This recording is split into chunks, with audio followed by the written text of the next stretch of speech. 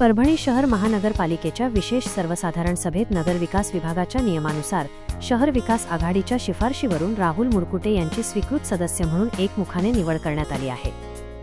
महापालिकेच्या बी रघुनाथ सभागृहात आयोजित विशेष सभेत महापौर सय्यद इक्बाल यांनी ही अधिकृत घोषणा केली। राहुल मुरकुटे यांची स्वीकृत सदस्यपदी निवड झाल्याची बातमी समजताच शहर विकास आघाडीच्या कार्यकर्त्यांमध्ये आणि शहरात मोठा आनंदोत्सव साजरा करण्यात आला।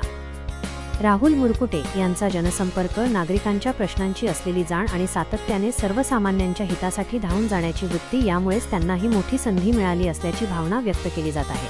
त्यांच्या निवडीमुळे महापालिकेत शहराच्या विकासात्मक मुद्द्यांना आणि प्रलंबित प्रश्नांना अधिक बळ मिळणार आहे।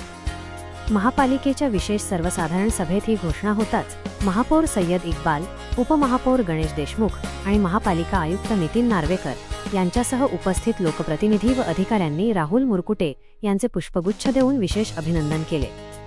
आपल्या निवडीनंतर प्रतिक्रिया देताना राहुल मुरकुटे यांनी शहर विकास आघाडीच्या सर्व ज्येष्ठ नेत्यांचे, गटनेत्यांचे आणि सहकाऱ्यांचे मनपूर्वक आभार मानले।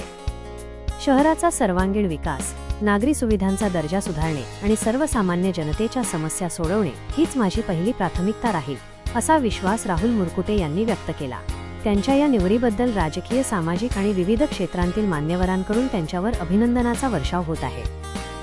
सभापती टॉप मेंबरसाठी आम्ही जनसुधारक शक्ती पक्षाचे 3 आणि आमचे यशवंत सेनाधर फारुख बाबा सहभाग म्हणून आमचा एक प्रलंबित विषय होता, जवळपास 4 ते 5 महिन्यापर्यंत चालू होता। तो आजच्या सभेमध्ये आमचा विषय घेण्यात आलेला आहे आणि मी महापौर साहेब, उपमहापौर साहेब